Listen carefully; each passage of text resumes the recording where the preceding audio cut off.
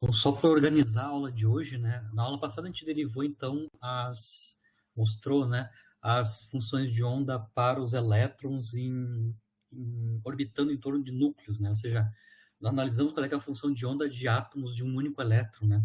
No caso geral, é independente do tamanho do núcleo, né? Através do número atômico Z. A gente mostrou qual é, que é a cara das funções de onda. Hoje, então, a gente vai fazer aplicações, né? Análise quantitativa dessas funções de onda e a densidade de probabilidade associada a essas funções de onda. Então, vamos lá.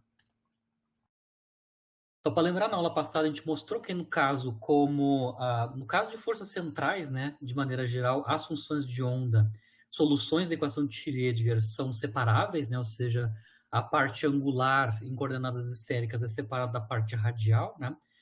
Nós mostramos explicitamente na aula passada, então, que a parte radial obedece a um determinado tipo de equação diferencial, né, cuja solução é obtida por método de série e truncagem da série, né, apropriadamente normalizado, mas a princípio as funções de onda para o átomo de hidrogênio ou para os átomos hidrogenoides, né, elétrons orbitando em torno de núcleos, né, as funções de onda são separáveis, a parte radial e a parte angular. A gente mostrou também que para os casos onde o elétron não tem momento angular, ou o sistema não tem momento angular, né? A gente analisou isso fazendo uma analogia semiclássica, né, no termo que aparece na equação diferencial para a parte radial, né? A gente mostrou explicitamente se o momento angular for nulo, a gente pode encontrar a densidade de probabilidade radial não nula para R tendendo a zero, né? Se o momento angular da partícula é não nulo, né, o do elétron não nula, isso corresponde a um número quântico azimutal diferente de zero, né? A gente novamente, como no caso clássico, tem o tipo de uma barreira repulsiva, né, de uma barreira centrífuga, que a gente chama, né? E o que previne de encontrar o elétron em distâncias radiais muito próximas do núcleo, né? Mas quando L é igual a zero, a gente pode, inclusive a gente calculou na aula passada, né, a expressão explícita da função de onda parte radial para o caso do estado fundamental do átomo de hidrogênio, que a gente sabe que o momento angular é nulo, né? E mostrando que a função radial basicamente decai exponencialmente com R, né? Em R igual a zero, é basicamente uma constante.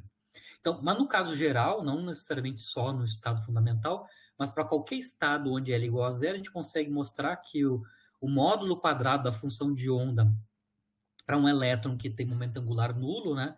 Basicamente, pode ser escrito então como no quadrado do harmônico esférico correspondente para N e L zero, né? Porque se L é zero, o M, né, o número quântico magnético, também é nulo, né? Porque o número quântico magnético M tem valor, admite valores entre menos L e L, se L é zero, M é zero também. Isso corresponde na parte angular ao harmônico esférico Y00. O harmônico esférico Y00 é uma constante, né? É raiz quadrada de 1 sobre 4π, né? O módulo quadrado disso também é uma constante, que é 1 sobre 4π, né? E na aula passada a gente mostrou o caso particular para n igual a 1, né? Mas a gente pode mostrar explicitamente da forma geral da solução da parte radial, que quando L igual a zero, né, o módulo quadrado da função de onda parte real, no limite de R tendendo a zero, nos dá uma constante, basicamente o produto dessas duas constantes, né, o harmônico esférico y00 ao quadrado, e o valor da função de onda radial em R igual a zero, no caso onde L é nulo, né, basicamente a gente consegue mostrar que isso é uma constante, né, ou seja, a densidade de probabilidade, né, probabilidade de volume, né, espacial em coordenadas esféricas, no caso onde o L é igual a zero, independente do nível de energia que é dado pelo número quântico n, né? Ele tem esta forma aqui, né? Proporcional ao cubo do número atômico do núcleo em questão e inversamente proporcional ao número quântico principal ao cubo, né? E claro, o raio de Bohr ao cubo, né? Mas, basicamente, o valor da função de onda ou da densidade de probabilidade em R tendendo a zero, no caso onde o L é nulo, né? Não tem momento angular, tem esta forma funcional. Basicamente é uma constante, né? É valor não nulo e vale esse valor constante aqui, que depende dessas três quantidades, né? Basicamente é a razão z sobre o produto n vezes o raio de Bohr na potência cúbica, né?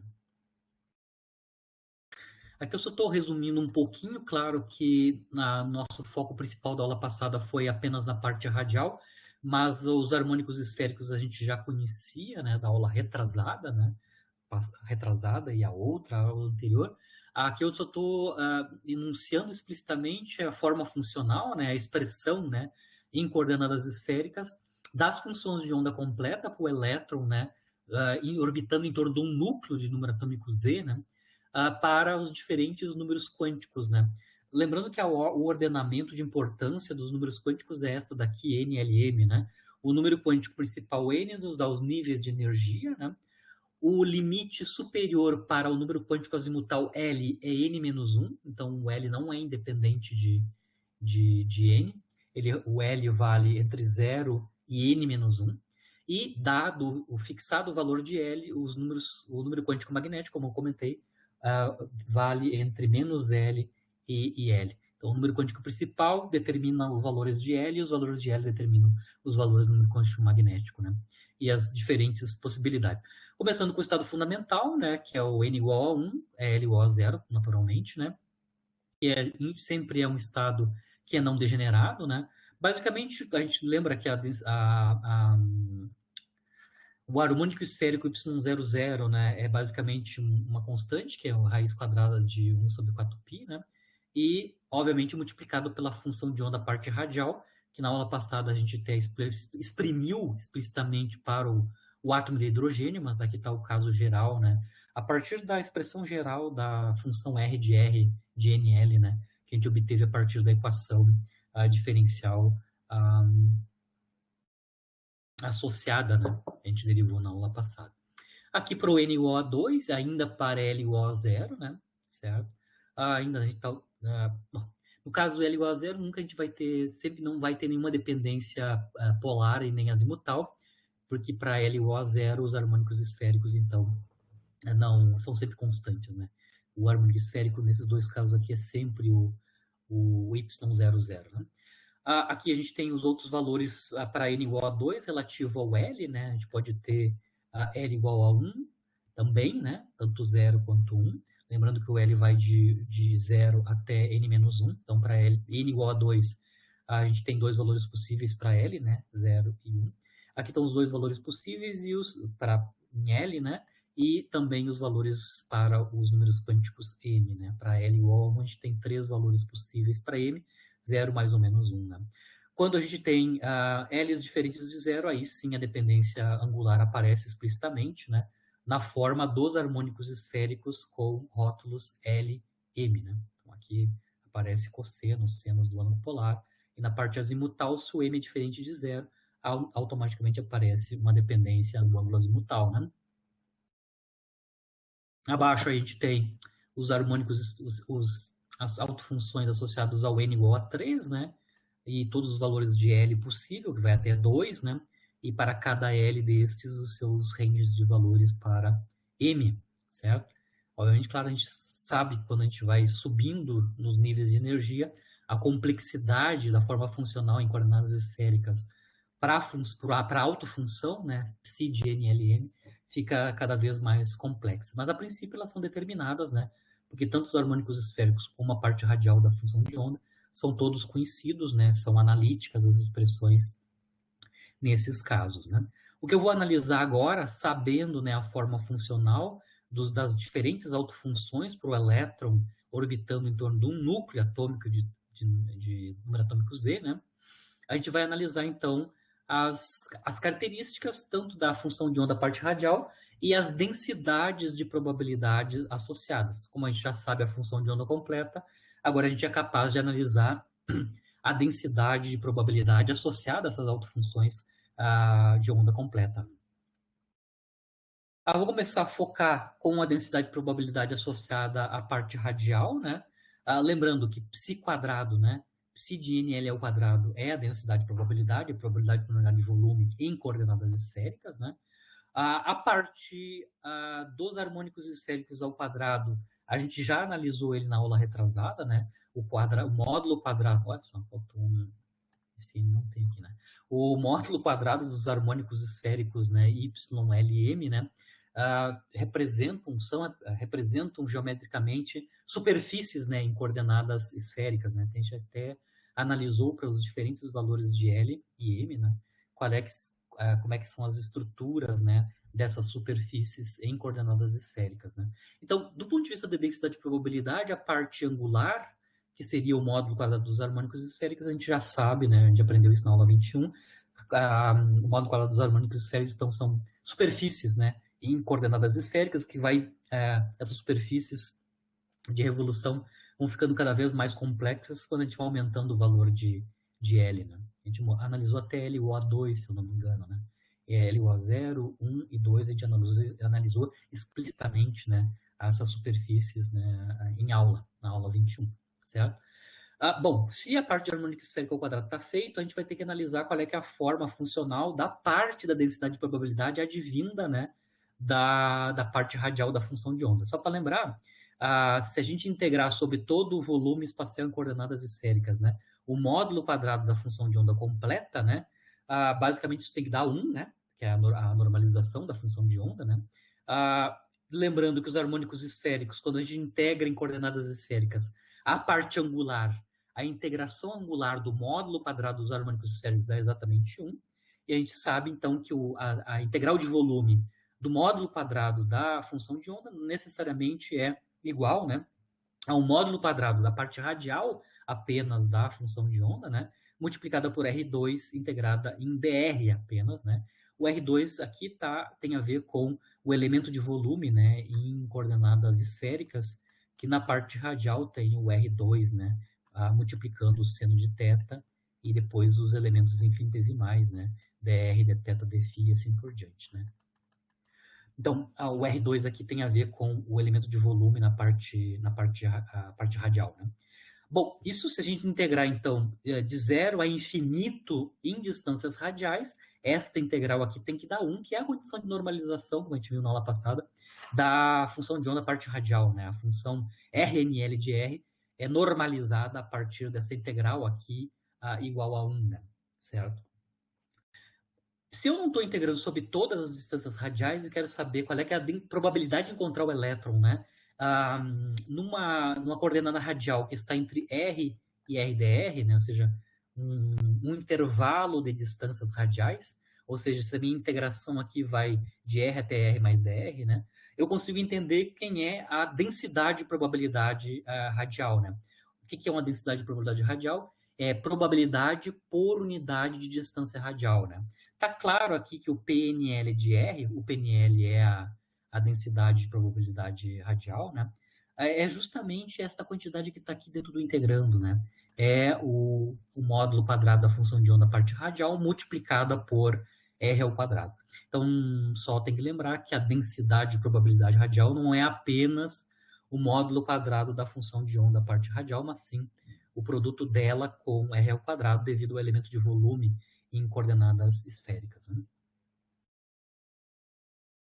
Como a gente conhece o comportamento da função de onda parte radial, a gente sabe analiticamente qual é, o comportamento dela, a gente entende claramente qual é que é o comportamento das densidades de probabilidade radial para cada conjunto de valores, né, do número quântico principal N e do número quântico azimutal L, né? Eu vou resumir aqui as principais características, né? Só para lembrar, né, a parte radial da função de onda, menos a normalização, né, tem este comportamento aqui que a gente mostrou na aula passada, né? Lembrando que ρ, aqui a variável ρ, é proporcional à distância radial, né? A proporcionalidade depende do número atômico do núcleo, né? Que a gente está, número atômico do núcleo cujo elétron está orbitando, e o raio de Bohr e o número quântico n. Mas a princípio o ρ é proporcional a R, né? A gente mostrou que a parte radial da função de onda de um elétron orbitando em torno do núcleo tem essa dependência, né? Rho na L, ou seja, a distância radial elevado ao número quântico azimutal, né? Que tem a ver com o momento angular, claro, né? O L é utilizado na construção dos autovalores do momento angular ao quadrado, né? Exponencial decrescente radial, né? E os polinômios de legenda de ordem NL, né? Como a gente mostrou na aula passada. Isso é a cara funcional na distância radial da parte radial da função de onda, né? Bom, a densidade de probabilidade radial é o módulo quadrado disso multiplicado por R2. A gente consegue entender que as distribuições, né, de densidade de probabilidade próxima à origem, né, tem uma dependência basicamente que é R2 na L mais 2, claro, né, mais 2. 2 na L vem daqui explicitamente, né, essa função ao quadrado vai dar ρ na 2L, né, ρ na 2L é proporcional a R na 2L, multiplicado por R ao quadrado, né, para obter o PNL correspondente, certo? A distâncias radiais pequenas, a gente já entende qual é, que é o comportamento, né, Lembra, porque distâncias radiais pequenas, essa exponencial aqui é da ordem de 1, né? E claro, a dependência em R principal vem dessa potência aqui, né? Então, a gente sabe que, dependendo de L, né, a densidade de probabilidade radial tem essa dependência, né? Na dependência com R na potência 2L, né? Certo? As distribuições, né, as densidades de probabilidades radiais têm n menos L menos 1 nós radiais, ou seja, zeros, né? Ou seja, onde a densidade de probabilidade radial vai cruzar, né, o eixo horizontal, né, que é o eixo das distâncias radiais, né, de zero até infinito, né? Como é que a gente sabe que tem n menos L1 menos 1, n menos L menos 1 nodos radiais, né, os valores nulos da densidade de probabilidade radial? Porque se vocês lembrarem, a gente mostrou, né, na verdade a gente comentou, né, comentou que os polinômios de Legendre de ordem NL, né, são polinômios de ordem n menos L menos 1. Obviamente, vocês conseguem ver que o que está acompanhando os polinômios, né, de L e NL, né, são quantidades positivas definidas, né? O ρ na L e a exponencial são sempre positivos definidas, né? Se existe algum zero na densidade de probabilidade, esses zeros estão associados aos polinômios L e NL, né? E a gente mostrou que esses polinômios L e NL têm ordem n menos L menos 1, certo? Se eles têm ordem n menos L menos 1, eles têm n menos L menos 1 raízes, né? As raízes são os zeros associados a esses polinômios. Então, é natural que as densidades de probabilidades radiais, devido à forma funcional dos polinômios L e NL, vão ter uma estrutura de nós, né, valores de zero, que ocorrem em n menos L menos 1, valores de R, né? E a gente vai também ter máximos, né? Essas densidades de probabilidade sempre têm máximos, né? A gente vai ter uma estrutura, então, de n menos L máximos, né? Para as densidades de probabilidades radiais. Esse número de máximos também está associado com os comportamentos, né, dos polinômios, né? L e NL, certo? No caso onde o L, né, é n menos 1, que é o valor máximo, né, o maior valor possível para L dado um n, né? Lembrando que o n define o nível de energia, né? Para esse valor máximo de L fixado pelo n, né, a gente pode calcular explicitamente onde é que ocorre esse máximo, né? Esse máximo ocorre exatamente em n ao quadrado multiplicado pelo raio de Bohr dividido por z. Tá? Ou seja, se a gente comparar esse valor obtido formalmente a partir das densidades de probabilidades radiais via mecânica quântica, né, a gente mostra que o raio de órbita circular, ou os raios de órbita, né, obtidos a partir do modelo semiclássico do Bohr, coincide com esse R máximo aqui. Tá? Essa expressão do R máximo, né, é exatamente os raios de órbita circulares do Bohr. Tá? Lembra? Para o átomo de hidrogênio, isso é o raio de Bohr multiplicado pelo número quântico principal ao quadrado, certo? Onde o primeiro raio, né, associado ao estado fundamental é o A0, né? É o raio de Bohr. Aqui os raios, né, de órbita circular no modelo do Bohr estão associados, né, com os valores do pico na densidade de probabilidade radial quando o número quântico azimutal tem o seu maior valor possível, né? Que é que é n-1, onde n é o número quântico principal. Né? Então aqui ainda os raios de Bohr conseguem ter uma interpretação dentro do contexto das funções de onda, né, dentro da mecânica quântica ondulatória de Schrödinger. Né? Lembrando também que no modelo do Bohr as órbitas são clássicas, né, são órbitas mesmo, né, enquanto aqui a descrição do elétron é probabilística no sentido de uma nuvem de probabilidade, né, que é dado pela densidade, cuja forma funcional é dada pela módulo quadrado da função de onda. Né? Aqui eu só estou mostrando, então, a estrutura dos primeiros, né, das primeiras densidades de probabilidade radial. Então, aqui, basicamente, eu estou mapeando PNL, né, que é o módulo quadrado da função de onda parte radial multiplicada por R2. Eu estou aqui mapeando esta quantidade aqui, ó, certo? É o módulo quadrado da função de onda, NL, dividido, parte radial, multiplicado por R ao quadrado. Começando com o menor n, né, para que é o estado fundamental, n igual a 1, L igual a 0, né? Como a gente comentou, nós vamos ter um único pico, né? A gente mostrou agora há pouco que o número de máximos é n menos L. Se n igual a 1 e L igual a 0, só tem um único máximo, né? Ou seja, para o estado fundamental, né, desses átomos hidrogenoides, nós temos apenas um máximo da densidade de probabilidade radial. Tá? Depois até a gente pode calcular em que lugar está acontecendo esse máximo, certo? Pode calcular aqui explicitamente botando n igual aqui, n igual a 1 aqui, né? É o número de Bohr, é o raio de Bohr dividido por z, né? Aqui, já passando para o próximo n, né? O primeiro estado excitado, né? N igual a 2 e para o primeiro valor de L associado ao n igual a 2, né? Lembrando que o L vai de 0 até n-1, né? Então, para n igual a 2, L igual a 0, a gente tem essa estrutura. Agora a gente já tem uma estrutura de dois máximos, né? Sempre o último máximo tem altura maior, né? Tem um pequeno, né, com altura menor e um outro máximo. Dá para ver que a gente tem dois máximos para n igual a 2 e L igual a 0, né? Que é justamente essa estrutura geral aqui, n menos L. N igual a 2, L igual a 0. A gente tem que ter dois máximos para densidade de probabilidade radial. Nós temos um 0, né? Um 0. Lembrando que o número de nós é n menos L menos 1, né? Isso significa que é n menos, que é 2 menos 1, ou seja, tem um único nó, aqui claramente, né? Claro, excluindo a origem, né? Excluindo o zero da origem, né? Próximo n, aliás, ainda no n igual a 2, o próximo L, né? L igual a 1, né? Aqui a gente só tem um único pico, né? Um único pico, um único máximo, né?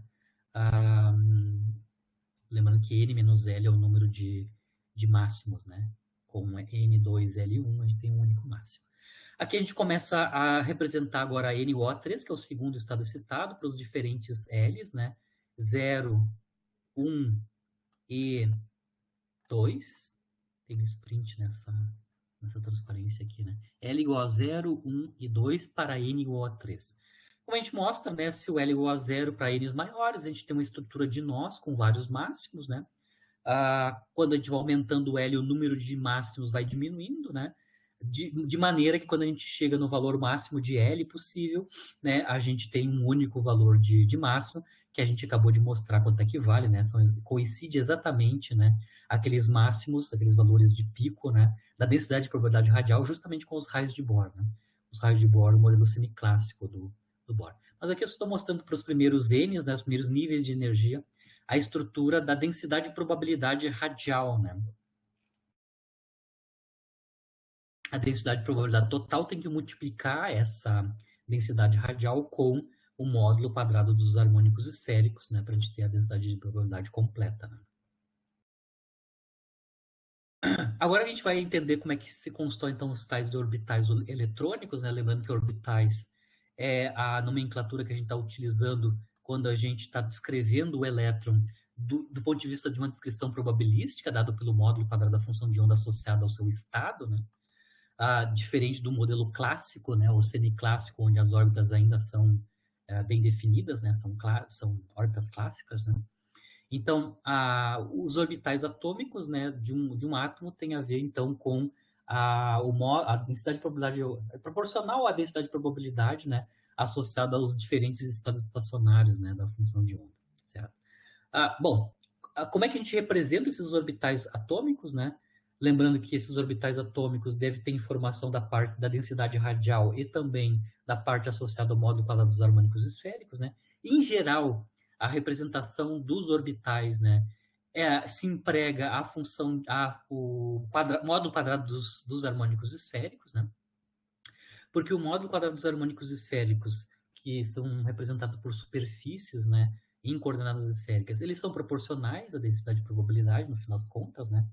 Lembrando que o módulo quadrado da função de onda, né? O módulo quadrado da função de onda está associada, né? É proporcional ao módulo quadrado dos harmônicos esféricos, né?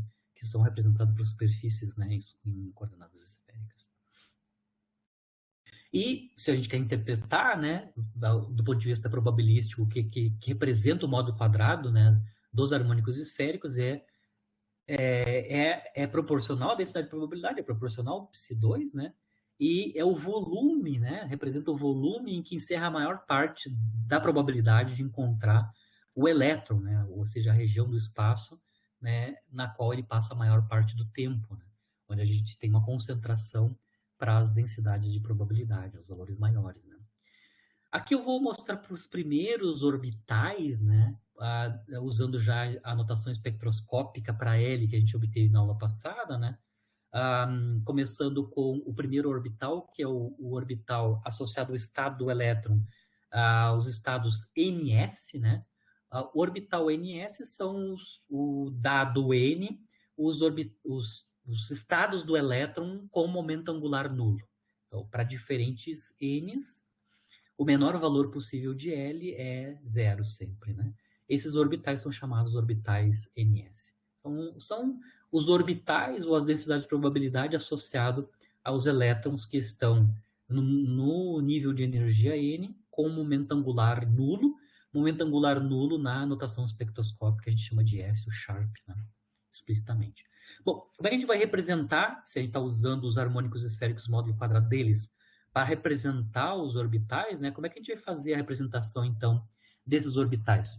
Tem duas maneiras de representar os orbitais NS. Um deles é usar nuvem eletrônica a partir de densidade de pontos, né? Então, a primeira possibilidade para representar espacialmente, né? Como é que está ocorrendo a variação radial e angular da densidade de probabilidade, é usar aquela representação de densidade de pontos, né? Densidade de pontos maiores, densidades de probabilidade maiores, densidade de pontos menores, densidades de probabilidades menores correspondentes, né? Isso é uma maneira de representar que na aula passada e quando a gente analisou os harmônicos esféricos, são aquela representação por tons de cor, né? Cores mais escuras e cores mais claras, né? Que tem a ver com concentração de número de pontos, né? E a segunda representação típica, que é mais comum, né, é representar o orbital pelo volume, pela superfície em coordenadas esféricas correspondente ao harmônico esférico dele, né? No caso dos orbitais NS, como o L é igual a zero, o harmônico esférico correspondente ao Y00, né?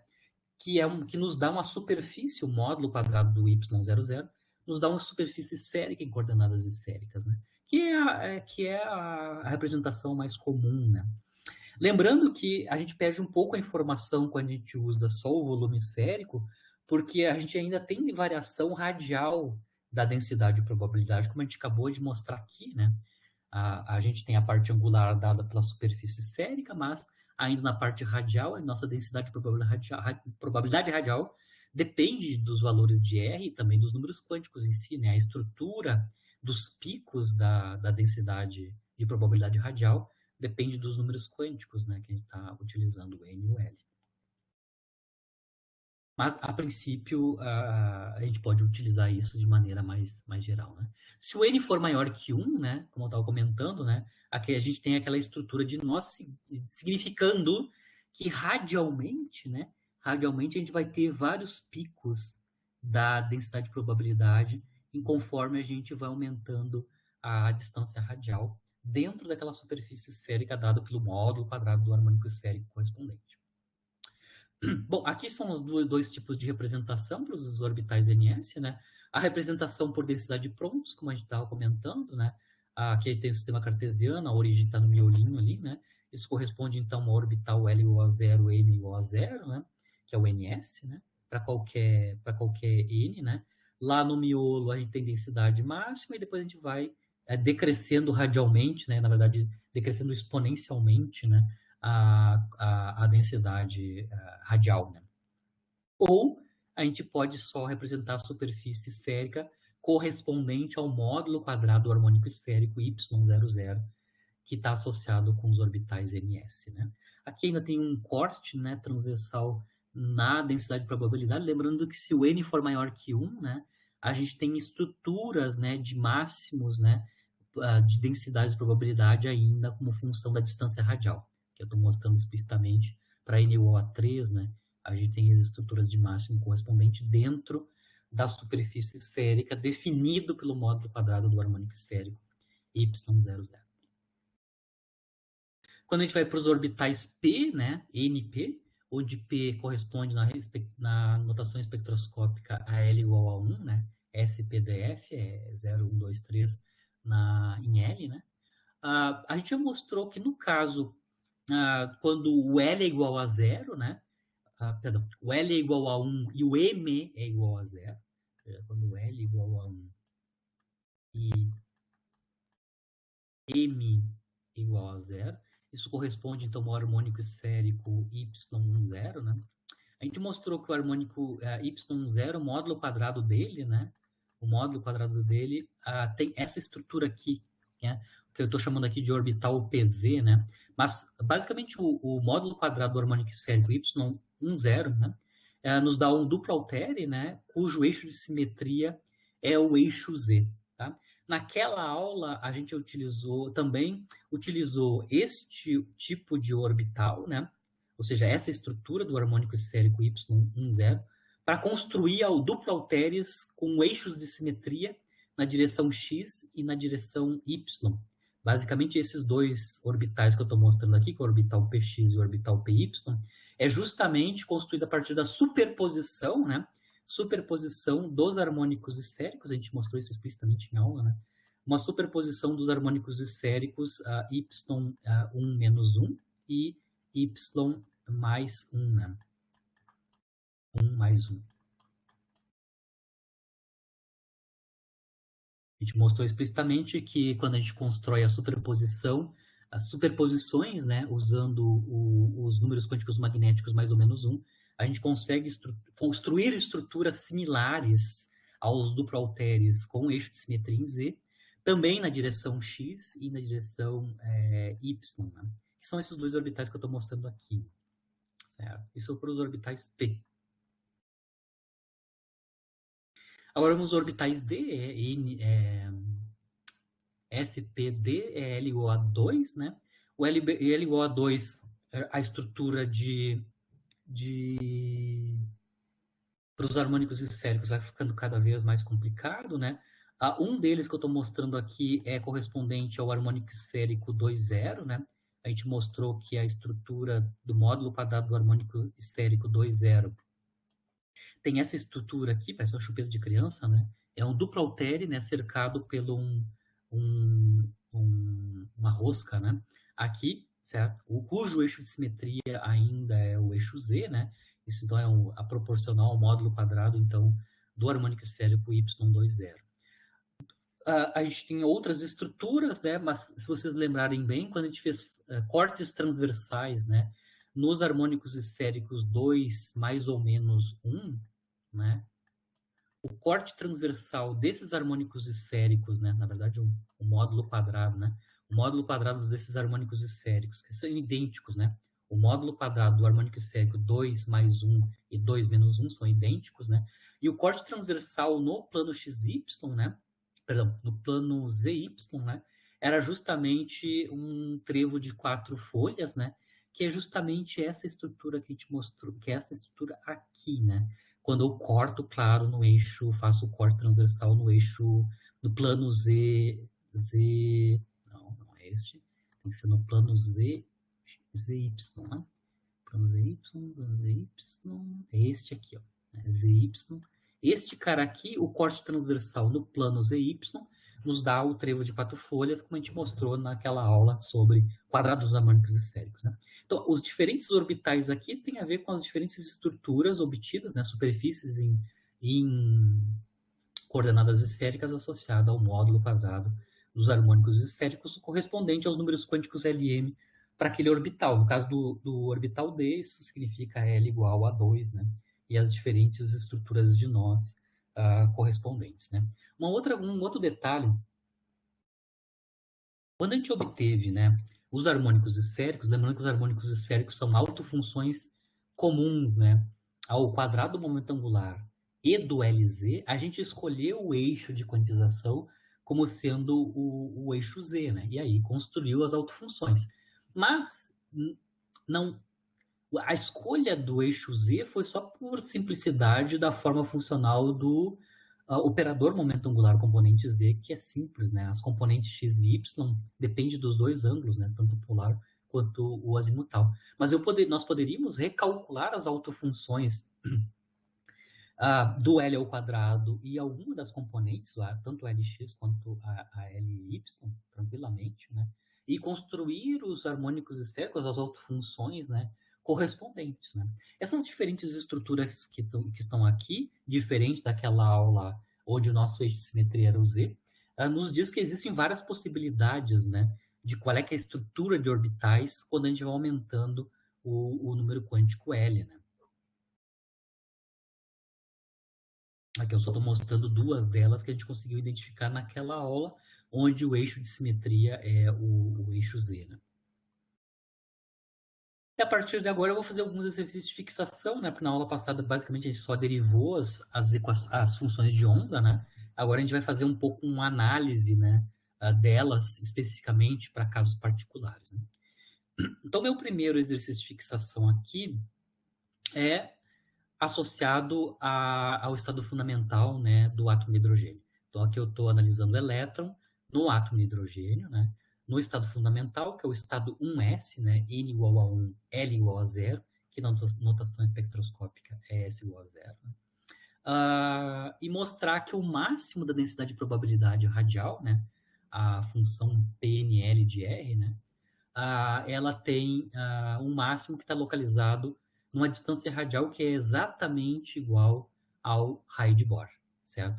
Como eu comentei com vocês, né? Quando a gente está com o valor máximo de L possível, né? Que no caso do N igual a 1 é o zero, né?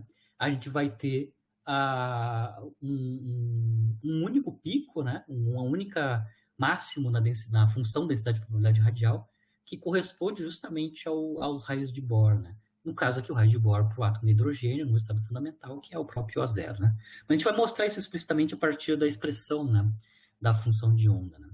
Então, para a função de onda, para o número quântico 1s, né, para os números quânticos 1s, ou seja, n igual a 1, L igual a 0, a função densidade de probabilidade radial é a função P10 de R, né?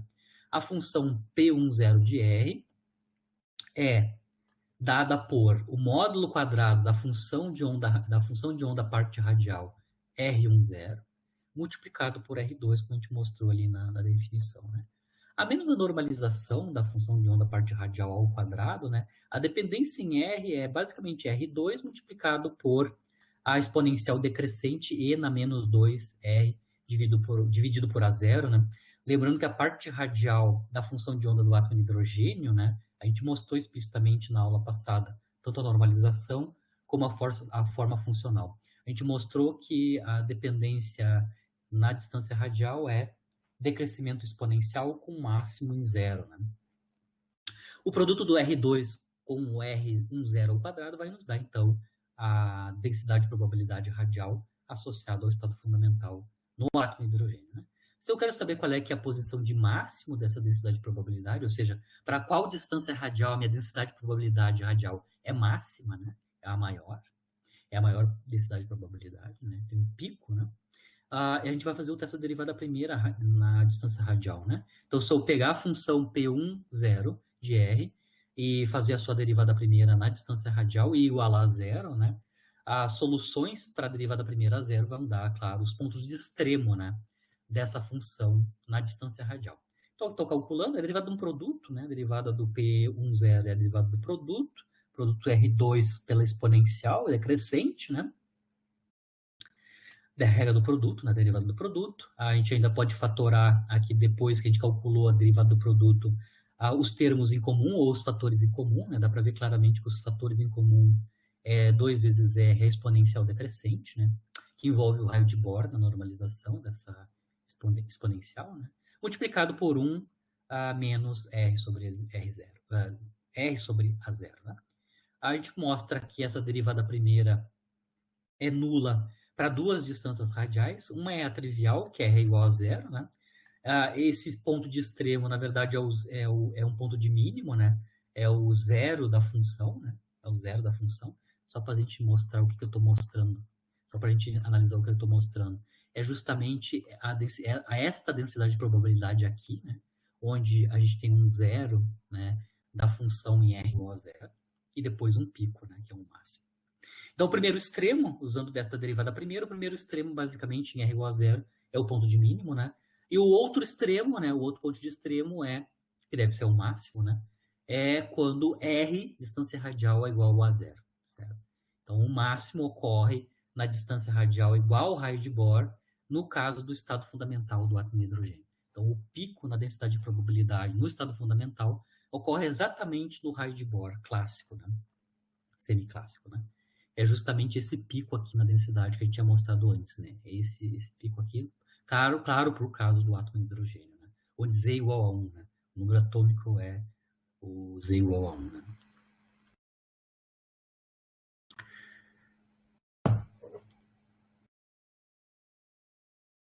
Então, se a gente for reinterpretar o raio de Bohr para o átomo de hidrogênio, no contexto aqui de mecânica quântica ondulatória de Schrödinger, né? O raio de Bohr aqui representa, então, a distância radial onde tem o pico, né? O máximo da densidade de probabilidade radial. Né? Ou seja, perto dessas distâncias radiais aqui, igual ao raio de Bohr, a gente tem a densidade, a probabilidades altas de encontrar o elétron. Esse meu segundo exercício de fixação é sobre a relação entre as autofunções, né, para o átomo hidrogenoide, né, e aos diferentes operadores, né. Lembrando que as autofunções psi-NL-M, né, elas são autofunções da energia, ou seja, do operador hamiltoniano. Elas são autofunções comuns também ao L ao quadrado e ao LZ, né, porque L quadrado e LZ tem como autofunções dos harmônicos esféricos. Né? Como os harmônicos esféricos estão embutidos na função de onda completa do átomo hidrogenoide, as funções de onda psi-NLM também são autofunções do L ao quadrado e do LZ. Então, a gente mostrou já explicitamente que as autofunções do átomo hidrogenoide, né, são autofunções desses três operadores em comum, né? A energia hamiltoniano, o L ao quadrado e o LZ. Tá? Tudo bem, isso a gente já sabia, né? Agora, lembrando, a equação de Schrödinger, né, é uma equação diferencial linear, né? Isso significa que o princípio da superposição é aplicado a ela, né? Ou seja, se eu tenho duas ou mais soluções particulares da equação de Schrödinger, uma superposição dessas soluções particulares também é uma solução da equação de Schrödinger, né? Então, significa que o princípio da superposição sempre é verdadeiro se a gente está analisando a construção de funções de onda a partir de superposições de autofunções conhecidas, né? Por exemplo, né, eu quero construir uma superposição que vai me dar uma função de onda, por exemplo, para descrever um determinado estado do elétron, né? Que eu estou chamando de psi de R θ φ, né? É um estado do elétron que vai ser construído como uma superposição, né, de duas autofunções distintas do átomo hidrogenoide, né? O A e o B aqui são os coeficientes na superposição, né? E as autofunções que eu vou utilizar para fazer a superposição são autofunções cujos números quânticos são esses aqui, tá? Na primeira autofunção são os números quânticos N, L, M. E na segunda autofunção, N', L', M'. No caso geral possível, os três números quânticos são todos distintos nessas duas autofunções, tá? Ou seja, o N, o L e o M são diferentes do N', L' e M', certo? Mas, a princípio, essa superposição é possível, né? Obedece o princípio de superposição associado aos estados possíveis para um elétron no átomo de hidrogênio, por exemplo. Não? O princípio da superposição permite escrever o estado do elétron como essa superposição. O que eu vou mostrar é que duas coisas, né? Se os números quânticos NLM e N', L', M' são completamente distintos, né? Todos diferentes, né? Essa superposição que eu estou obtendo como uma superposição de duas autofunções conhecidas, né? Não são estados estacionários, ou seja, não são autofunções nem do H, nem do L2 e nem do LZ. Apesar das funções de onda usadas na construção da superposição serem, tá? E depois eu quero construir uma superposição deste tipo, né? Que seja, primeiro, autofunção do L2 e do H, mas não do LZ. E depois, num segundo momento, uma superposição desse tipo, tal que ela seja superposição, autofunção do H e do LZ, mas não do L ao quadrado. Tá? Então, por passo, são 3 passos, né? Primeiro eu vou mostrar que no caso geral, se os números quânticos são todos distintos, essa superposição, né, de funções de onda não são autofunções de nenhum dos operadores, nem da energia, nem do L ao quadrado, nem do LZ, certo? Lembrando que se eu estou com psi-NLM, as autofunções do H são os ENs, né, são os níveis de energia, as autofunções do L ao quadrado, né, os autovalores, né, os autovalores do hamiltoniano ou da energia são os valores E na N, os autovalores do operador L ao quadrado são L mais 1 H cortado ao quadrado, onde L é o número quântico azimutal, e os autovalores do LZ, né, são MH cortado, onde M é o número quântico magnético. Os autovalores desses 3 operadores são conhecidos, né? Eles dependem de N, L e M, certo? Então, eu vou pegar essa superposição que eu construí aqui, né? E mostrar explicitamente, né? Que essa superposição aqui, ela não é autofunção de ninguém, né? Nenhum desses 3 operadores, se os números quânticos forem totalmente distintos, tá? Para fazer isso, eu vou operar, então, cada um desses operadores sobre a superposição e ver se eu consigo uma constante multiplicada pela própria função de onda, né? Se isso acontecer, a função de onda superposição é autoestado de algum desses, é autofunção de algum desses operadores, né? Vamos lá. Então, primeiro eu vou analisar o caso geral, onde o N, o L e o M, né, são distintos do N', L', M'. Tá? São completamente distintos os números quânticos. Ou seja, eu estou usando duas autofunções completamente distintas para fazer a superposição. Então, eu vou aplicar, por exemplo, o hamiltoniano, o operador hamiltoniano, sobre sobre a função de onda superposição. Isso significa que eu vou aplicar o operador hamiltoniano sobre a superposição, onde na superposição a gente tem as autofunções do hamiltoniano que são conhecidas, né? A psi-NLM, a psi-N', L', M'. Quando eu aplico o hamiltoniano sobre cada uma dessas autofunções, eu sei o que acontece, né? Eu tenho o autovalor correspondente de energia e a própria autofunção. Então, se eu aplicar o H sobre a psi-NLM, eu vou obter EN, o nível de energia EN, e a própria autofunção psi-NLM.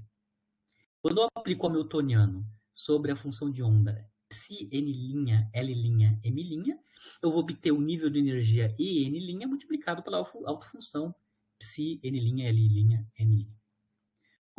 A gente consegue mostrar que o resultado da operação do hamiltoniano sobre a superposição não forma uma equação de autovalores e autovetores. Ou seja, eu não consigo isolar aqui a função de onda original, o psi original, não consigo isolar porque o EN é diferente do EN', né? O EN é diferente do EN' e eu não consigo, então, fatorar, né? Fatorar a função de onda superposição apenas com um fator multiplicativo. Tá? Então, eu consigo mostrar que, no caso geral, essa função de onda superposição não é autofunção do hamiltoniano. Vou fazer o mesmo procedimento para o operador L ao quadrado, né? Então, vou operar o momento angular ao quadrado, o operador momento angular ao quadrado, sobre essa superposição, né? Quando os números quânticos são todos distintos, né? Lembrando, quando eu opero L ao quadrado sobre cada uma dessas autofunções, o que eu obtenho são os autovalores correspondentes para o L ao quadrado para esses números quânticos, né?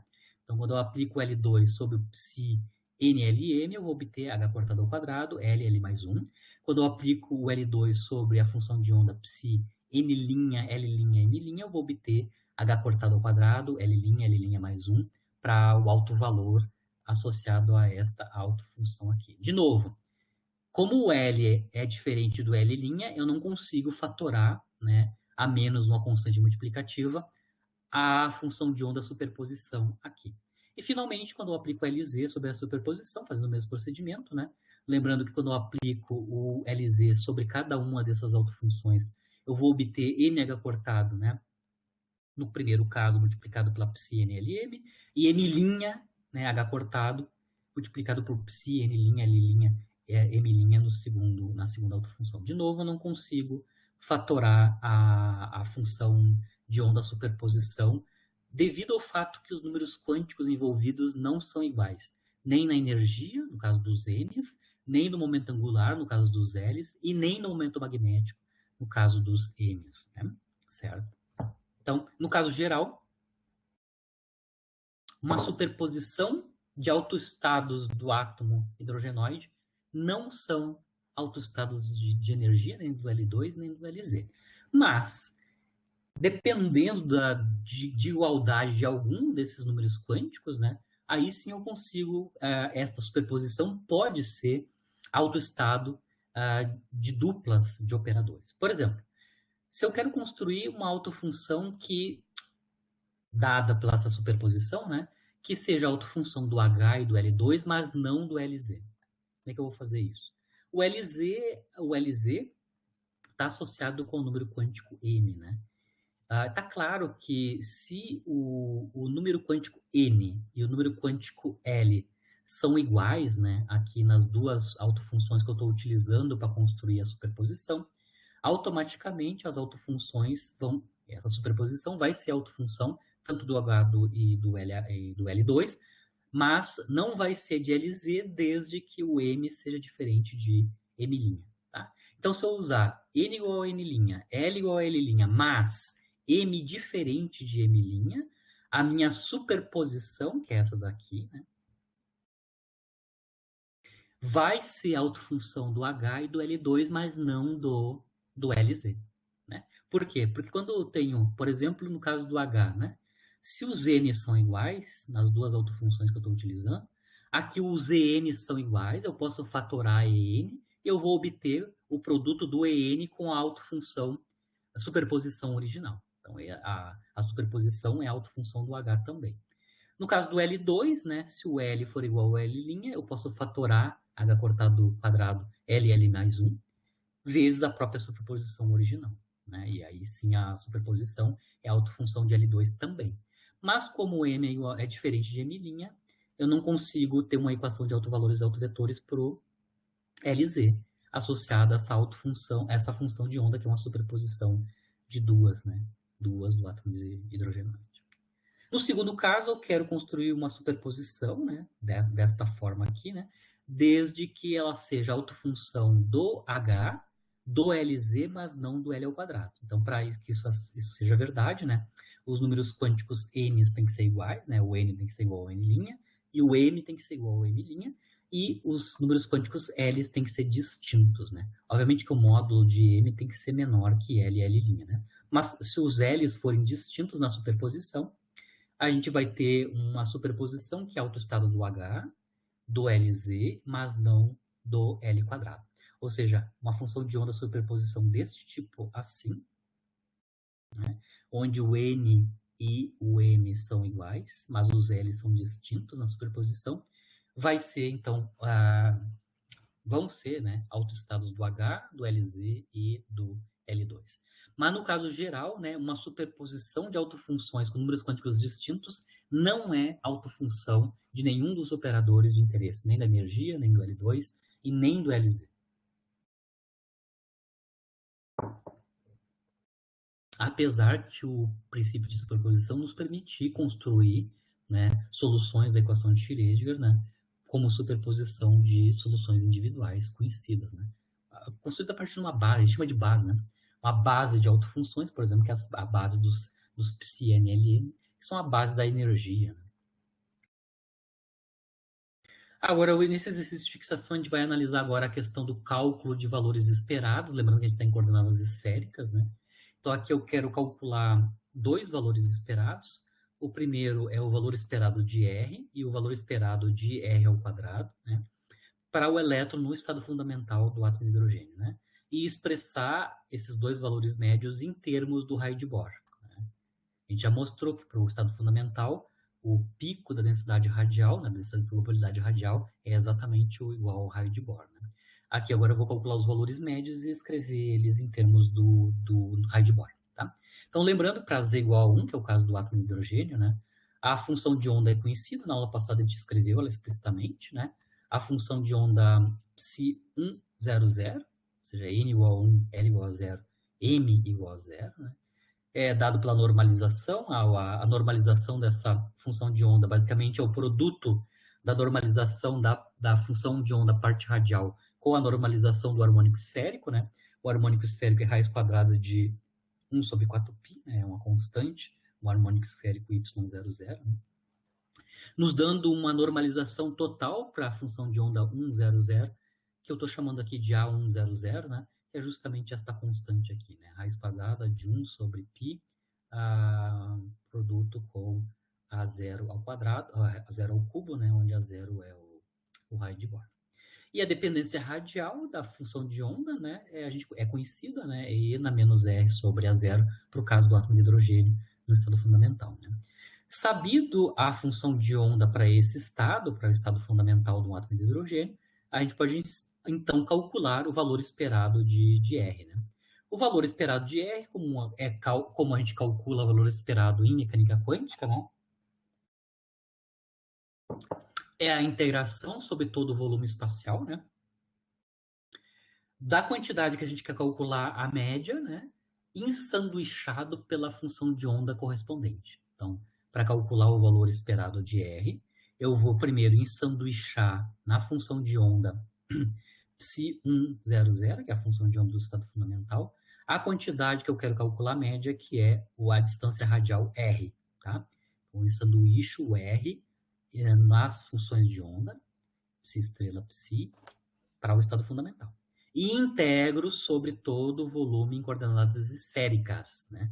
Na parte radial, a gente tem o R2dr, e na parte azimutal e polar, a gente já sabe o que acontece. Né? A integração no ângulo polar vai de 0 até π, no ângulo azimutal vai de 0 até 2π, em coordenadas esféricas, e na radial vai de 0 até infinito. Né? Integrando sobre todas as coordenadas, todos os limites, né, completos nas coordenadas esféricas R, θ, né? A quantidade psi quadrado multiplicado por R, que é a quantidade que eu quero calcular o valor esperado. Vejam bem, a função de onda do átomo de hidrogênio em estado fundamental só tem dependência radial, justamente porque o L é zero e o M é zero, então os harmônicos esféricos não vão introduzir dependência em θ e φ. Né? Ou seja, a função de onda é apenas radial, significando que as integrais angulares podem ser feitas imediatamente. Né? A minha função de onda não tem dependência em φ e θ, significando que as integrais em θ e φ podem ser feitas imediatamente. Né?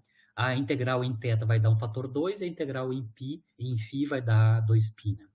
Né? Isso nos dá, então, um fator total de 4π. Né? 2 da integral em θ e um 2π da integral em φ. Então, o 4π que está aqui é justamente as integrações angulares imediatas, porque a função de onda no estado fundamental não tem dependência angular. Resta ainda uma integral, claro, radial, né, na distância radial, que é R ao quadrado, multiplicado pelo módulo quadrado da função de onda, né, que é a normalização ao quadrado, mas a dependência radial é o quadrado dessa função exponencial. Né? E na menos 2R dividido pelo raio de Bohr, integrado em R de 0 até infinito. Essa integral em R restante é uma integral imprópria, né, de 0 a infinito. Essa integral imprópria é analítica, ela tem solução analítica. Né? Aqui eu vou deixar para vocês o link do Wolfram Alpha, onde eu faço, né, escrevo lá o cálculo dessa integral no Wolfram-Alpha, né? Ele faz analiticamente. Bom, vamos ver primeiro a normalização antes de calcular a integração, né? 4π que multiplica o quadrado da normalização da função de onda, né? O quadrado da normalização é 1 sobre π a zero ao cubo. Multiplicado por 4π, isso nos dá um fator 4 sobre a zero ao cubo. O resultado da integral, né, radial, essa integral imprópria, é 3 a 0 na quarta dividido por 8. É analítica o resultado dessa integração imprópria. Isso significa que o valor médio da distância radial é 3 meios de A0. Ou seja, o valor médio da distância radial é proporcional, né? É 1,5 vezes o raio de Bohr. Então, o raio de Bohr aqui tem o seu valor, além de ser o valor da distância radial associado ao pico da densidade de probabilidade, ele também, né, proporcional ao valor médio da distância radial. Né? O valor médio da distância radial é 3 meios do raio de Bohr. Agora vamos calcular o valor esperado de R ao quadrado, né?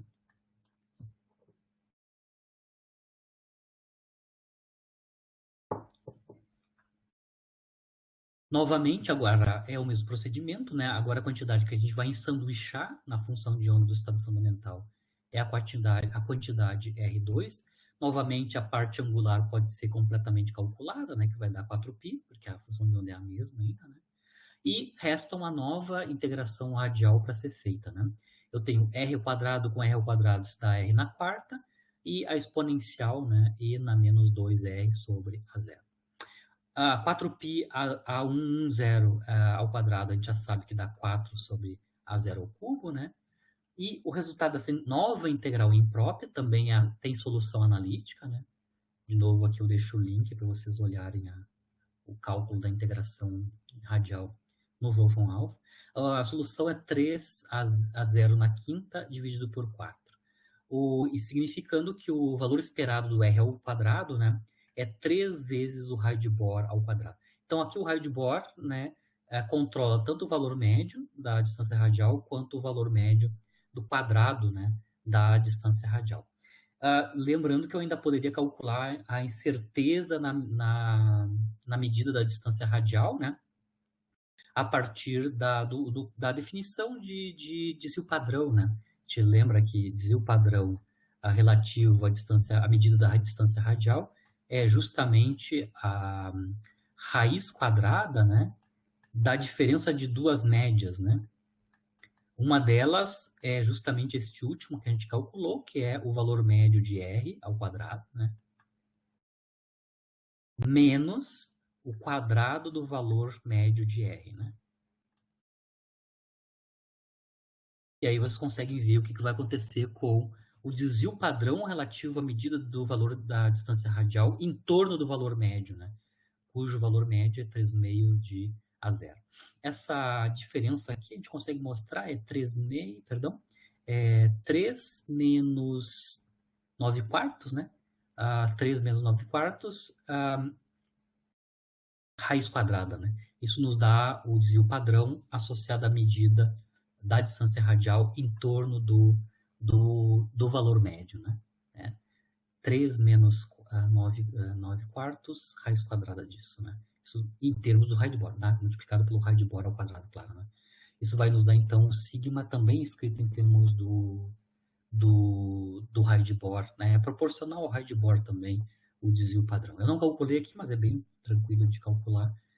Mostrar que o desvio padrão na distância radial é proporcional ao raio de Bohr também. Né?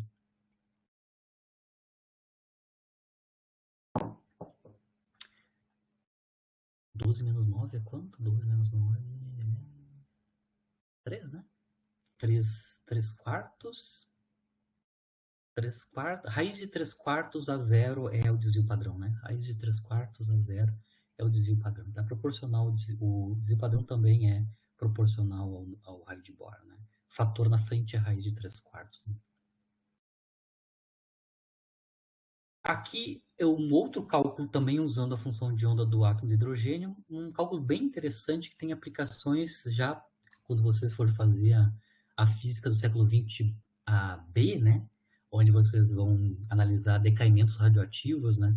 Vocês vão ver que um dos processos, né, de decaimento de núcleos radioativos, né, núcleos instáveis, né, é a captura eletrônica, né?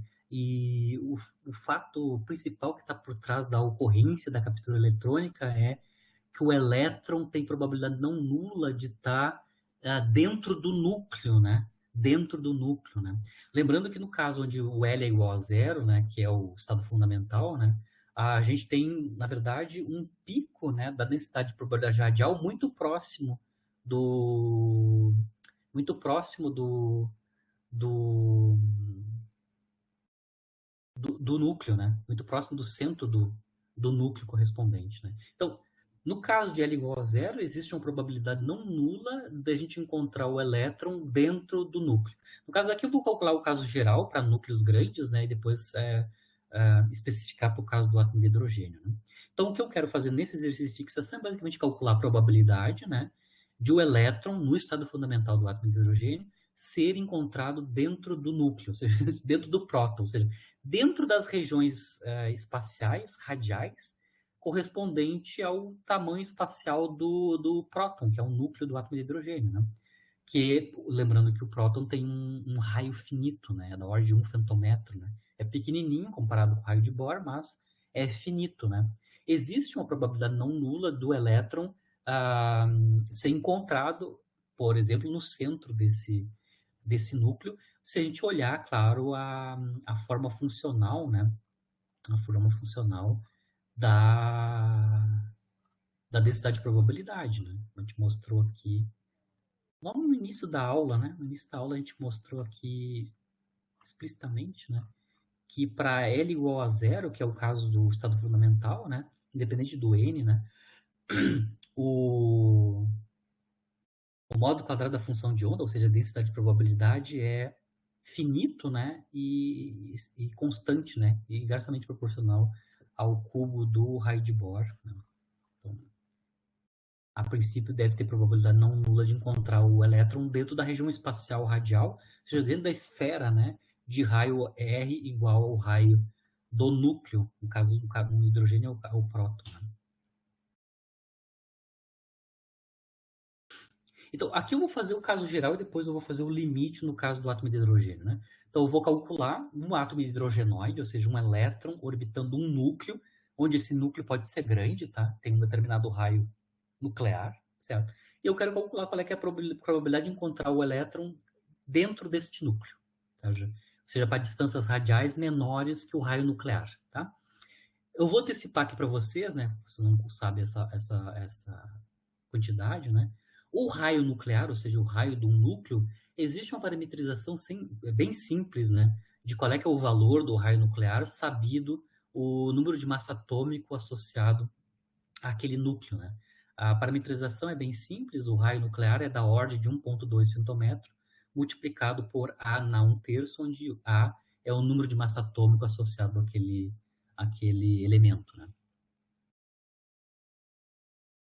Então, a princípio, eu posso calcular o raio nuclear para qualquer núcleo, né? Desde que eu saiba o A dele, né? O número de massa atômico associado a ele, certo? Vocês conseguem ver que devido à dependência A na 1/3, né? Que é 0,3, né? Basicamente, as ordens de grandeza, tanto para núcleos leves quanto pesados, são unidades de femtometros, tá? Só para dar um exemplo, né? No chumbo ou ouro, né? Que são elementos bem grandes, o A para o chumbo é 208 e no caso o A para o ouro é 179, né? 179. O raio típico é da ordem de 7 femtometros. Ou seja, mesmo um núcleo bem grande, como um núcleo de ouro ou chumbo, né? O raio desse núcleo é da ordem de unidades de femtometro, tá? 7 femtometros no máximo. Então, é da ordem de femtometro, né? As ordens de grandeza para os raios nucleares. Então, eu tenho um elétron orbitando um núcleo, né, cujo raio é RA, e eu quero calcular qual é, que é a probabilidade de encontrar esse elétron dentro desse núcleo, ou seja, qual é, que é a probabilidade de encontrar o elétron com distâncias radiais menores ou iguais ao raio deste núcleo. Tá? Como é que a gente calcula isso do ponto de vista usando as funções de onda, né, do átomo para o que a gente obteve na aula passada, né? Basicamente, então, como eu estava comentando, né, a gente vai integrar na distância radial de 0 até o raio do núcleo, né? o módulo quadrado da função de onda, certo? Então, nós temos aqui o módulo quadrado da função de onda para o elétron nesse átomo hidrogenoide no estado fundamental, ou seja, N igual a 1, L e M igual a 0, né? Aqui, claro, os elementos de volume em coordenadas esféricas, né? Na parte polar e azimutal, a gente pode integrar sobre todo a região angular, não tem problema nenhum. O nosso único vínculo aqui é um limite na distância radial. Ao invés de integrar de zero a infinito, nós vamos integrar de zero até o raio do núcleo, né? E aqui, claro, a gente vai precisar saber qual é que é a forma funcional, no caso de hidrogenoides, né? Qual é que é a função de onda, né? A gente usou aqui, claro, a função de onda para o átomo de hidrogênio, mas eu mostrei aqui para vocês no início da aula, né? A expressão para autofunção para um núcleo qualquer, né? Para um núcleo atômico núcleo de número atômico Z, né? Tá aqui, ó. Um elétron orbitando em torno de um núcleo de número atômico Z tem esta autofunção. Claro que quando a gente coloca Z igual a 1, que é o átomo de hidrogênio, a gente obtém justamente aquela função de onda que a gente estava analisando agora há pouco, né? Mas a gente sabe qual é que é a forma funcional completa para o estado fundamental para qualquer tamanho de núcleo, né? É essa expressão aqui, é 1 sobre a raiz de π, Z sobre A na 3 meios, E na menos Z, R sobre A. A forma em R continua sendo exponencial, como é no caso do átomo de hidrogênio, né? Então, eu venho ali, pego aquela expressão da psi100, no caso, com z diferente de 1, né? E coloco aqui para o cálculo da integração que tem que ser feita, né? Módulo quadrado da função de onda, integrada nessas regiões, né?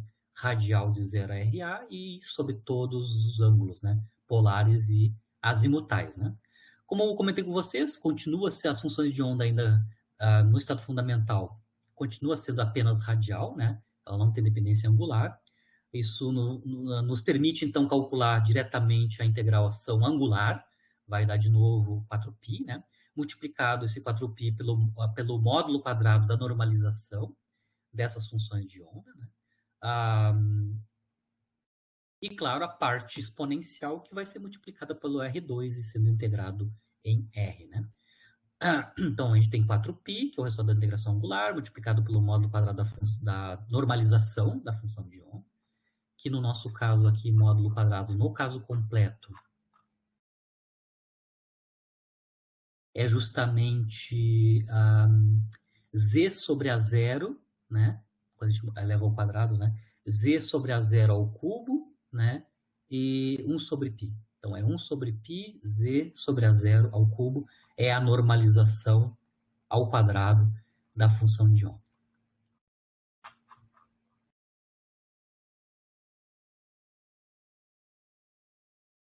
Aqui. E, claro, a parte exponencial, né? Claro, ainda faltou um zzinho aqui, né? Aqui ainda faltou o z que multiplica o r. É 2z, é menos 2z r dividido por a zero, na expressão completa para z diferente de 1, né? Bom, o 4π multiplicado pelo quadrado da normalização, a gente já aprendeu como é que é, né? A gente tem o cancelamento dos π's, né? Então, sobra 4z sobre a zero ao cubo, onde A é o raio de Bohr e z é o número atômico. O resultado dessa integral aqui, né? Essa integração, agora ela não é mais imprópria, né? É uma integral cujos limites são finitos, né? De 0 até RA na distância radial, mas o integrando é conhecido, né? R ao quadrado, E na menos 2ZR a zero, certo? Aqui eu deixo o link para vocês para o cálculo dessa integração definida, né? Aqui eu só mostro a expressão para a integração definida. Né? É toda essa quantidade aqui, que depende, claro, é analítico, mas depende, então, do raio atômico do núcleo, que é o limite superior de integração, né? Do raio de Bohr, o A0, né, que aparece várias vezes aqui, o número atômico do núcleo e também o raio, né? O Z, o A0 e o raio do núcleo entram no resultado desta integração. Né? Se a gente simplificar aqui, né, a gente consegue mostrar que a probabilidade de encontrar o elétron em distâncias radiais menores ou iguais ao raio do núcleo, né, que ele está orbitando, né, está girando, está orbitando do ponto de vista de mecânica clássica, né, tem essa expressão aqui explícita, né, ele já simplificou os Z's, cubos, etc. Né? a gente consegue mostrar claramente que esta aqui é a expressão da probabilidade, expressão analítica, né? Lembrando que, como eu estava comentando com vocês, as escalas de tamanho, né? Os raios nucleares, né, são, mesmo para núcleos grandes, né, tem ordens de grandeza que é da ordem de femtometros, né? Um femtometro é 10 a menos 15 metros, né? Femtometros. E os raios de Bohr, né, ou raio de Bohr, é meio angstrom, né? Onde angstrom é 10 na menos 10 metros, né? Ou seja, se eu comparar tamanhos da ordem de femtometros com tamanhos de ordens de angstroms, né? A diferença de ordem de grandeza é 10 na 5, né? 10 na menos 15 versus 10 na menos 10.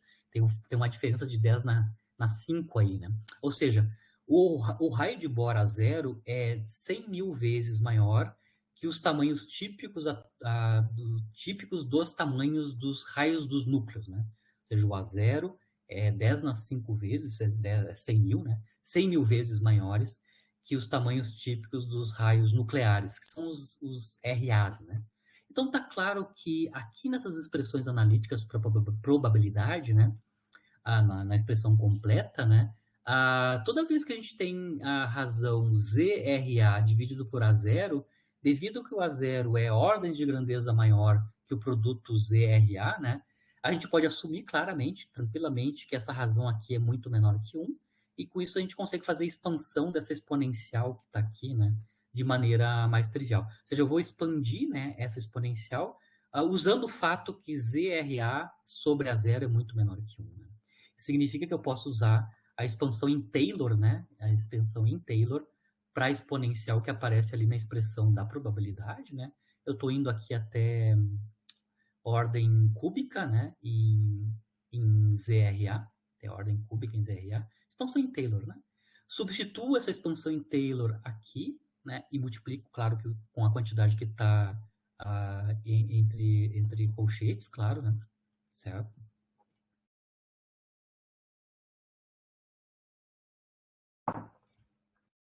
Fazendo isso, a gente consegue mostrar, usando a expressão aproximada, a gente consegue escrever, né, uma expressão aproximada para a probabilidade de encontrar o elétron numa distância radial menor ou igual ao raio do núcleo, o RA, né?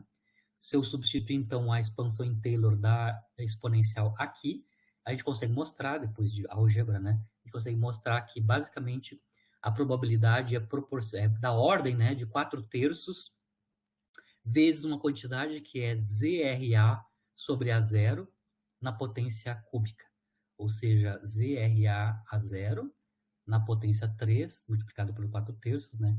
Nos dá uma estimativa boa, né? De qual é que era a probabilidade de encontrar um elétron dentro da região espacial do núcleo, né? Onde está contido o núcleo atômico, né? Certo?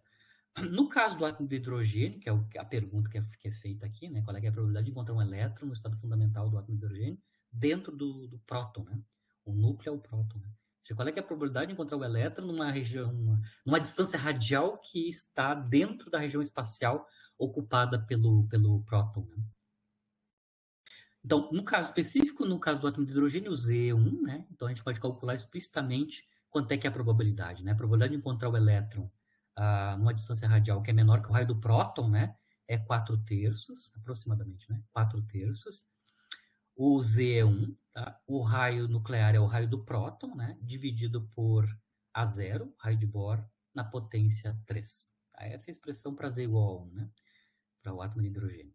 Colocando em números, né, o raio do próton é conhecido, ele é medido experimentalmente, né, 0,833 femtometros, né, e o raio de Bohr é conhecido, a gente sabe, né, é meio angstrom, né, mas se eu quiser escrever em unidades de angstrom, lembrando que angstrom é 10 na 5 femtometros, né, lembrando que femto é 10 na menos 15, né. Ou seja, o A0 escrito em unidades de femtómetro é meio 10 na 5, 0,529, né, 10 na 5 femtómetros.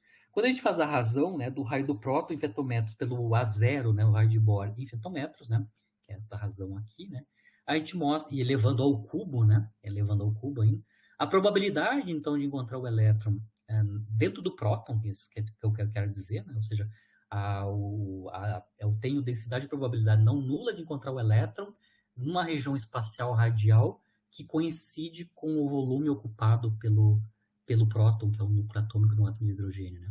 A ordem de grandeza aqui é clara, né? 10 na menos 15, né? A probabilidade. É baixíssima a probabilidade de encontrar, né? Mas então, ela, durante a vida de um átomo de hidrogênio, né? Do elétron orbitando o próton, né? Num determinado núcleo um determinado átomo de hidrogênio, né? A fração de tempo que ele passa na região radial coincidente com o tamanho do próton é ínfima, né? Se eu quiser fazer a conta, né? Para o átomo de hidrogênio, né, o elétron necessitaria estar ligado, né, nesse núcleo aí por cerca de 30 milhões de anos para estar, em média, 1 segundo dentro dele. Então, essa probabilidade de 10 na menos 15 corresponderia, né, a um tempo de 1 segundo em 30 milhões de anos do elétron estar naquela região espacial que coincide com o tamanho do próton, né, explicitamente. Né. Ainda assim, né, isso tem efeito físico, né? É a chamada interação hiperfina de contato, né? A interação hiperfina de contato, a explicação dela é dada justamente pelo fato que o elétron, no átomo de hidrogênio, né, pode, com probabilidade não nula, né? É minúscula, mas não nula, né? De ser encontrado dentro da região espacial contida pelo próton, né? Isso é mais importante, na verdade, como eu estava comentando, né, quando a gente está analisando decaimentos radioativos, né? Um dos processos de decaimento radioativo, né, é a chamada captura eletrônica, né? O que é a captura eletrônica, né? É o processo próton-elétron produzindo neutrino do elétron, tá? Ou seja, se o elétron for capaz de estar em algum momento dentro do núcleo, né? E no núcleo nós temos os prótons, né? O núcleo é constituído de prótons e nêutrons, né? Pode ser que ocorra esse tipo de reação, que é uma reação cuja força fundamental que dá origem a esse tipo de interação é a força fraca, a força fundamental fraca, né? Na força fraca, esse tipo de interação é possível, a interação do espalhamento próton-elétron, ou o processo, né, próton-elétron, nos dá nêutrons e neutrinos do elétron. Isso é chamado captura eletrônica, tá? Esse processo é chamado captura eletrônica. Por que ele é um dos processos de decaimento radioativos? O que é um decaimento radioativo? É transmutação de um elemento químico instável em outro, né? Ou significa, para transmutação, a gente tem que, de alguma maneira, mudar a constituição do número de prótons ou do número de nêutrons, né? No caso da captura eletrônica, ela faz isso, né? Ela converte um próton de dentro desse núcleo, devido à captura do elétron, né, de interação fraca, ela converte um próton em um nêutron, né? Quando eu converto um próton em um nêutron, eu mudei o número de massa atômico, né? E também o elemento, né? Na verdade, o número de massa atômica é mantido constante, né? Mas eu mudei o elemento químico, né? Quando eu tenho captura eletrônica, se eu transformo próton em nêutron, transmuto próton em nêutron, o número atômico desse objeto que decaiu é distinto do resultado do decaimento, né? Ou seja, tem um próton a menos, né? Ou seja, o número atômico diminui, né? O número atômico diminui mantendo o mesmo número de massa atômico, né? O mesmo número de massa atômica. Porque ainda a soma de prótons e nêutrons é a mesma, né? Então, só para lembrar, só para comentar que essa conta numérica que a gente está fazendo, né? Que é encontrar a probabilidade de achar o elétron dentro de um núcleo atômico, né? Isso tem importância principal aqui na questão da captura eletrônica, né? Porque os elétrons que estão na camada 1s, né, que é o correspondente a L igual a zero, estado fundamental, né, eles têm probabilidade não nula de estar na região espacial ocupada pelo núcleo, e esse tipo de reação aqui pode acontecer, né? Captura eletrônica, né? Esse processo aqui de captura eletrônica, ele é competitivo, né? Ele tem o mesmo estado final do decaimento beta mais, né? Lá nos decaimentos, que é o alfa, beta, gama, né? O beta tem duas versões, né? É beta menos se emitir elétrons e antineutrinos do elétron, e é beta mais se emitir pósitrons e neutrinos do elétron, né? Esse processo de captura eletrônica tem o mesmo estado final de um decaimento beta mais, né? Porque ele também emite neutrinos, né? Mas não tem emissão de pósitrons, né? Então eu tenho conversão do próton em nêutron e emissão de neutrinos sem a emissão de pósitrons, né? só para comentar também, né, esse tipo de processo, que é a captura eletrônica, é o responsável lá nas estrelas, né, para a construção de estrela de nêutrons, né? Há uma estrela de nêutrons que tem um número gigante de nêutrons, a construção do número de nêutrons gigante vem justamente do processo de neutronização, que é justamente a captura eletrônica, transformando prótons, né, em nêutrons, automaticamente, né, de maneira, claro, tem que ter as condições para acontecer isso, né, as condições astrofísicas para acontecer isso, né, mas a gente tem a conversão dos prótons em nêutrons, essa é a neutronização, e a gente parte de uma estrela em estado final de vida para uma estrela de nêutrons, né. Esse processo de captura eletrônica é super importante para esse tipo de estrutura, né. Mas no caso aqui eu quero calcular justamente essa probabilidade não nula de estar dentro do núcleo, né, justamente por um processo onde ocorre captura eletrônica, que é o caso, aqui eu estou mostrando o exemplo clássico, né, muito comum, né, que é, por exemplo, o elemento alumínio, né? Alumínio tem número atômico 13 e o isótopo do alumínio em questão aqui, né? O isótopo do alumínio em questão é o isótopo 26, né? Ou seja, o A é igual a 26. Então, Z13, alumínio, A, número de massa atômico 26. Isso é um dos isótopos instáveis, né? Do alumínio. O alumínio tem mais de um isótopo, o 26 é instável, né? Ele decai por captura eletrônica, né? Ou seja, eu tenho conversão de um dos prótons aqui do alumínio, converto ele em nêutrons. Obviamente, quando eu converto o próton para nêutron, diminui o número atômico do objeto de decaimento, né? Eu posso de alumínio para um elemento que tem número atômico 12, que é esse número, eu não sei, nunca sei magnésio, acho que é magnésio, né? Ou manganês ou magnésio, não lembro. Tá? O Mg, né? 12, o elemento 12, mantendo o mesmo número de massa atômico, né? Porque conversão de próton em nêutron não altera o número de nucleons, né? Não altera a soma do número de prótons e do número de nêutrons, né? Mas sim altera, diminui, né? Por fator 1, o número de massa o número atômico, isso significa que é um novo elemento, né? Isso é uma transmutação, né? Alumínio indo em Mg, né? Por emissão de neutrino, mais emissão de neutrinos, né? Esse é um processo típico de decaimento por captura eletrônica, né? Decaimento do alumínio nesse elemento com emissão de neutrinos apenas, né? Neutrino do elétron apenas, né? Aqui eu posso calcular, no caso do alumínio aqui, né? Esse elétron foi capturado por um próton que está dentro do alumínio, né? Eu posso calcular, na nossa expressão geral, né? Qual é que é a probabilidade de encontrar um elétron que está na camada 1s, né? Ou seja, no estado fundamental do alumínio, né? Numa distância radial menor que o raio do alumínio. Acabou de calcular aqui, né?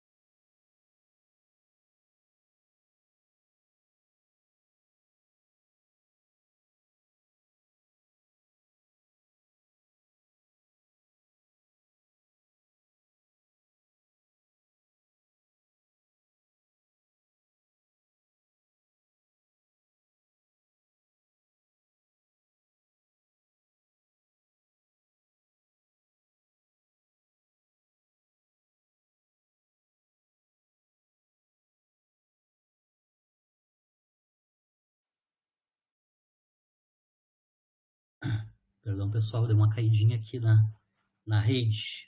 Mas, seguindo a nossa discussão, né, eu estava calculando, então, por causa do alumínio, né, cujo número de massa atômica é 26 e o número atômico é 13, né, calcular qual é, que é a probabilidade de encontrar o elétron dentro do alumínio, né, do núcleo de alumínio. Né.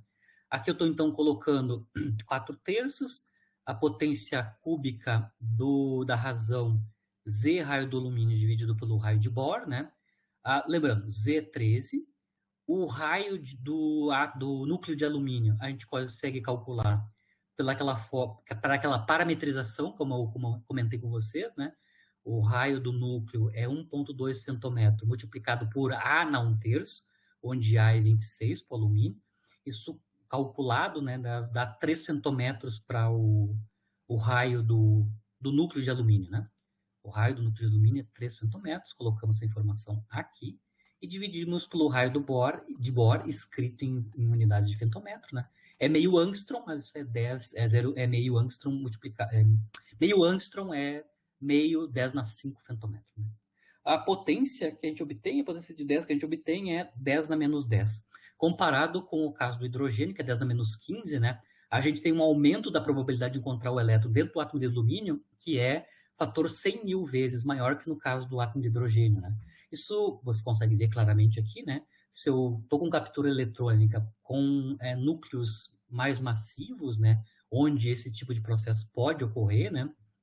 A probabilidade de ocorrência, né, dentro desse núcleo é bem maior, né, por várias ordens de grandeza, comparado com o caso do átomo de hidrogênio. Mesmo no átomo de hidrogênio, como eu comentei, né, ela tem consequências, né, o fato de ele ter probabilidade não nula de ser encontrado dentro do próton, né, interação e interferência de contato tem explicação desta forma. Né? E aí eu encerro a aula de hoje, né, na aula que vem a gente vai então introduzir um novo conteúdo, que é a questão do spin do elétron. Né? Até esse momento, a gente não introduziu nenhuma informação sobre o spin, que na verdade é o momento angular intrínseco. Né? Claro, na função de onda já está levado em consideração o momento angular orbital, né? De órbita do elétron em torno do núcleo. E na aula que vem, então, a gente vai começar a construir a ideia de spin eletrônico, né? Obviamente baseado empiricamente, né, com um experimento, que é o experimento de Stern-Gerlach, né, que mostra que os elétrons, além do momento angular orbital, devem ter um outro tipo de momento angular, que a gente chama de momento angular intrínseco, né, que interage, né, com os núcleos atômicos. Né? A gente vai mostrar na aula que vem como é que funciona a construção teórica, né, da ideia do spin do elétron, começando com o experimento de Stern-Gerlach, né, e a análise disso. Né, tem um novo grau de liberdade que aparece quando eu vou descrever elétrons em átomos, né, que é o seu spin, né, certo? Lembrando que o spin, do ponto de vista do princípio de exclusão de Pauli, né, como os elétrons têm spin semi-inteiro, como a gente vai ver na aula que vem, né, eles obedecem ao princípio de exclusão de Pauli, e isso tem consequência nas distribuições dos subníveis de energia nos átomos, né, de muitos elétrons. Né? O spin tem consequências na estrutura de subníveis, né? Como a gente vai ver na aula que vem, nas aulas posteriores. Então, eu encerro a aula de hoje por aqui, fico à disposição de vocês. E na quinta-feira continuamos, então, com esse novo tópico, que é a questão da introdução do spin, o número quântico spin para o elétron, e as consequências físicas da existência desse novo número, desse novo momento angular intrínseco, né? Certo? Me despeço de vocês e voltamos na quinta-feira, então, certo? Boa noite, bom descanso, nos vemos na quinta. Feito? Feitoria.